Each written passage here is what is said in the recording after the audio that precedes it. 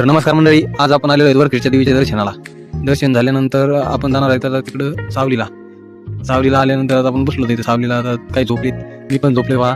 आणि याच्यानंतर आता आपण जेवण काय केलेलं नाही, तर जेवणाची तयारी इकडे झालेली आहे. एक 7 बोकडं आणलेली इथं देवीला कापण्यासाठी, आणि ही बाकीची पाहुणे मंडळी हा इकडे बसलेली आहे. सगळी निवांत आपापली पाण्याची सोय केलेली आहे सगळं.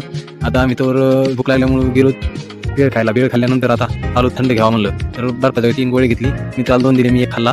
आणि चालत नंतर आलो मी इथे आपल्या मनपाच्या जागेवर. तिथून पुढं इकडं सोय चालली, आपलं बेसन चाललं आहे, भाकरी तर आणलेली आहे. आता बेसन झाल्यानंतर जेवणाला बसलो. जेवण चालू झालं. जेवणानंतर आता आपण इथून डबल आराम करण्यासाठी सावलीकडे चाललेलो आहे. इकडं नांगराय चालू आहे. आता सावलीला आलो, नंतर सगळे सावलीला बसलो होता. नंतर काही झोपायचा प्लॅन होता. तर झोप झाल्यानंतर आता आपण परत निघालो गावाकडं, कारण की बोकडं कापायचा कार्यक्रम रद्द झालेला आहे. आणि जाताना संतोष खाडे DYSP साहेब आलेले इथं, आणि ते पोलीस बंदोबस्त 3 आलेला आहे सर्व जत्रेसाठी. वर बसल्या मस्त निसर्गरम्य वातावरण काही पण बघायला भेटतं, आणि गाड्या बिड्या. तर आलो वर बसून टपाडाव, तर चालू आता गावाकडं.